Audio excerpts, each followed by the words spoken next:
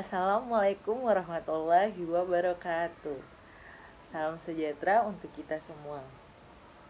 Pada video kali ini, kelompok kami akan membahas materi tentang Green Supply Chain Management. Sebelum masuk ke materi, kelompok kami akan memperkenalkan diri terlebih dahulu. Halo, perkenalkan, nama saya Rini Aditya Sangaji dengan NIM 20059297. Saya adalah mahasiswa Program Permata Sakti 2020 di Universitas Negeri Padang. Halo, perkenalkan, saya Rohni Natalinda Manik dengan NIM 2005-9299. Saya merupakan mahasiswa Permata Sakti 2020 di Universitas Negeri Padang. Halo, saya Risa Rubiati dengan NIM 2005-9298. Saya adalah mahasiswa Permata Sakti 2020 di Universitas Negeri Padang. Selanjutnya, kami akan membahas tentang definisi Green Supply Chain Management. Yang pertama, menurut Deraj, GSCM merupakan sebuah inovasi dalam penerapan strategi rantai pasok yang didasarkan dalam konteks lingkungan yang mencakup aktivitas-aktivitas seperti reduksi, recycle, reuse, dan substitusi material. Yang kedua, menurut Agus Purnomo, Green Supply Chain Management adalah manajemen yang bertugas untuk mengintegrasikan proses bisnis dengan cara mengkolaborasi antara mitra rantai pasok dan pemangku kepentingan lainnya.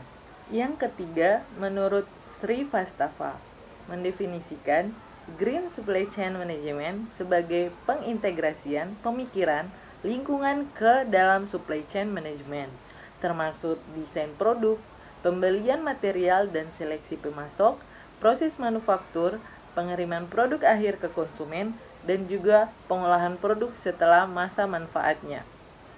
Nah, dapat disimpulkan bahwa GSCM didasarkan pada perspektif lingkungan, yaitu pengurangan limbah dan dampak lingkungan yang diakibatkan oleh kegiatan rantai pasok perusahaan. Hal ini berupa aspek non-finansial jangka panjang terkait lingkungan yang harus diperhatikan dalam menjaga hubungan baik demi keberlanjutan kegiatan rantai pasok di masa yang akan datang. Selanjutnya, tujuan Green Supply Chain Management.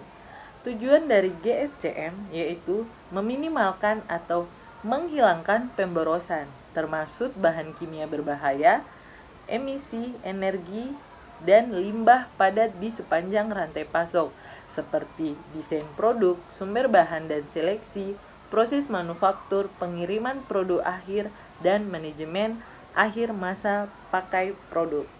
Fungsi operasional dan aktivitas dalam Green Supply Chain Management ada 4, yaitu yang pertama, pengadaan hijau, yang kedua, yaitu distribusi hijau, yang ketiga, yaitu manufaktur hijau, dan yang keempat adalah merupakan logistik balik.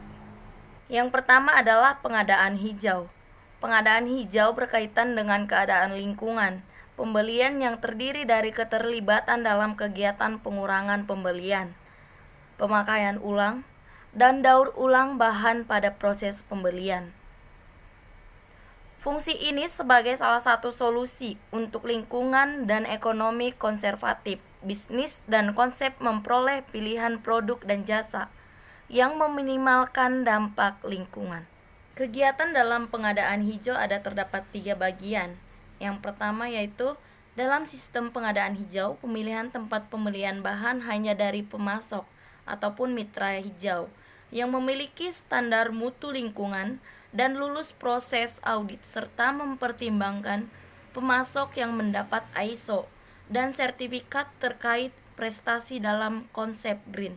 Yang kedua yaitu pengadaan yang hijau dapat didefinisikan sebagai seperangkat praktik sisi penawaran yang digunakan oleh organisasi untuk memilih pemasok secara efektif berdasarkan kompetensi lingkungan, kemampuan teknis, dan ekodesain, kinerja lingkungan, kemampuan untuk mengembangkan barang ramah lingkungan, dan kemampuan untuk mendukung tujuan lingkungan perusahaan.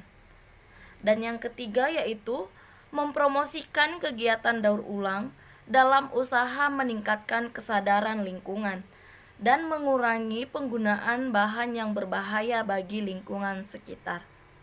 Selanjutnya yaitu manufaktur hijau. Manufaktur hijau merupakan proses produksi yang menggunakan input dengan dampak lingkungan yang rendah, sangat efisien, dan menghasilkan sedikit bahkan tidak adanya limbah ataupun polusi. Kegiatan ini membutuhkan produsen untuk mendesain produk yang memfasilitasi dan mempraktikkan 3R.